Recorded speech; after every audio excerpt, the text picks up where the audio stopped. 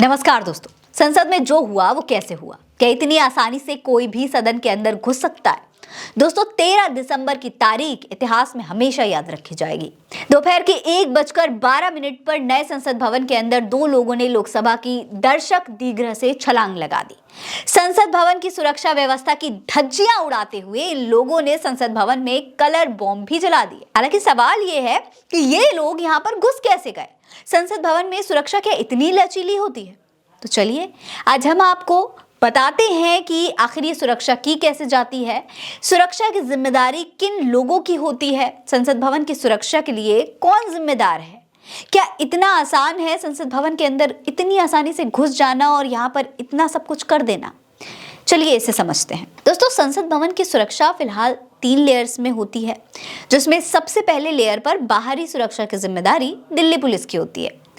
जब भी कोई इंसान संसद भवन में अंदर जाता है या फिर संसद भवन में कोई जबरदस्ती घुसने की कोशिश करता है तो उसे सबसे पहले दिल्ली पुलिस का ही सामना करना पड़ता है। ये लोग अंदर जाने वाले इंसान को अच्छी तरीके से स्कैन करते हैं और किसी भी तरह का हथियार, नुकीली चीजें या फिर पान, बीड़ी, सिगरेट या माचिस जैसी कोई भी सामान होता है अगर उनके पास, तो उसे बाहर ही जमा करवा लेते हैं।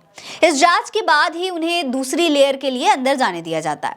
अब दूसरी लेयर को समझिए दोस्तों। दूसरी लेयर में भी बॉडी स्कैन होता है। ये काम सदन के सिक्योरिटी गार्ड्स करते हैं, जिसके बाद तीसरी लेयर के लिए उन्हें भेजा जाता है, जो सबसे ज्यादा मुख्य लेयर होती है, मेन लेयर होती है और सबसे जरूरी लेयर होती है। ये वो दीवार होती है दोस्तों जहां पर भवन के अंदर की सुरक्षा की जाती है। यहाँ पर 2000 से ज्यादा सुरक्षा कर्मियों के अलग अलग भागों में तैनाती की जाती है। यानी कि आप समझ सकते हैं कि ये तीसरी लेयर कितनी ज्यादा सुरक्षा से एकदम घिरी हुई होती है।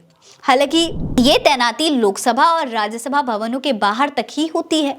भवन के अंदर की सुरक्षा पूरी तरह से पार्लियामेंट सिक्योरिटी के पास होती है और यहाँ पर मार्शल तैनात रहते हैं, जो कि किसी भी अनहोनी से निपटने के लिए बिल्कुल हर वक्त तैयार रहते हैं। दोस्तों, आपको बता दें कि राज्यसभा और लोकसभा दोनों के पास अपनी पर्सनल पार्लियामेंट सिक्योरिटी सर्विस होती है, जो कि साल 2009 से शुरू हुई थी, जो पहले वॉच एंड डॉग के नाम से भी जानी जाती थी। दोस्तों, इस सिक्योरिटी सर्विस का काम होता है कि सदन में एक्सेस को कंट्रोल करना, स्पीकर, सभापति या फिर उपसभापति और सांसदों को पूरी तरीके से सुरक्षा देना। वहीं पार्लियामेंट सिक्योरिटी सर्विस का काम आम लोगों और पत्रकारों के साथ साथ ऐसे लोगों के बीच भी क्राउड कंट्रोल करना होता है जो कि माननीय या फिर संवैधानिक पदों पर बैठे होते हैं। इसके अलावा इसका काम है कि संसद में प्रवेश कर रहे सांसदों की सही पहचान करना, ये देखना कि कोई बाहरी कहीं से अंदर तो नहीं घुस आया है, उसके सामान की चेकिंग करना और स्पीकर, राज्यसभा और सभापति, उपसभापति, राष्ट्रपति जैसे लोगों की सिक्योरिटी डिटेल की भी चेकिंग करना। दोस्तों, आपने वीआईपी और मंत्रियों को मिलने वाली सिक्योरिटी के बारे में तो सुना ही होगा, जैसे कि वाई, जेड या फिर जेड+ जैसे शब्द अक्सर सुने होंगे। दरअसल ये जो सुरक्षा की कैटेगरी है, ये वीआईपी के हिस्से उन्हें दी जाती है। जैसे गृह मंत्री या फिर प्रधानमंत्री को जेड+ सिक्योरिटी मिलती है, वैसे ही अलग अलग वीआईपी लोगों को अलग अलग कैटेगरी और सुरक्षा दी जाती है। साफ शब्दों में अगर कहें तो ये सुरक्षा किसी विशेष शख्स को दी जाती है, जबकि जो सिक्योरिटी सर्विस होती है वो किसी बिल्डिंग की सुरक्षा के लिए लगाई जाती है।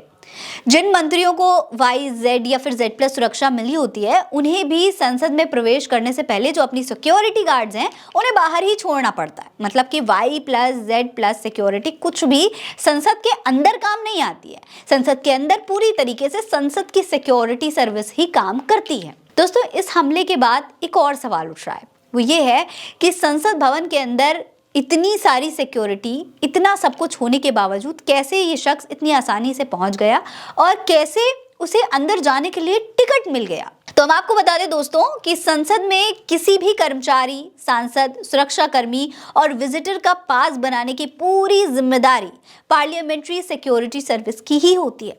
किसी भी इंसान या गाड़ी की एंट्री के लिए पार्लियामेंट्री सिक्योरिटी सर्विस ही पास जारी करती है। ये पार्लियामेंट्री सर्विस ये भी डिसाइड करती है कि किस संसद परिसर में उन्हें जाने की अनुमति दी जाएगी या फिर नहीं, क्या वो इसका पात्र हैं या नहीं। ये सभी चीजें डिसाइड की जाती हैं पहले से। दोस्तों, ये सारे नियम होते हैं संसद भवन के अंदर प्रवेश करने के लिए, और फिर भी किसी आम इंसान को एक कड़ी सुरक्षा के बाद उसके अंदर जाने की इजाज़त जो है वो दी जाती है। हालांकि इतनी कड़ी सिक्योरिटी होने के बाद भी अगर एक इंसान अपने जूते के अंदर कलर बॉम्ब लेकर आ जाता है तो ये कई सवाल खड़े करता है कि या तो ये किसी की लापरवाही हो सकती है या फिर साजिश। आपको क्या लगता है? अपनी राय हमें कमेंट सेक्शन में लिखकर बताइए। ये खबर आप उल्टा चश्मा यूसी पर देख रहे हैं। मेरा नाम फरीन अंसारी है। जय हिंद, जय भारत।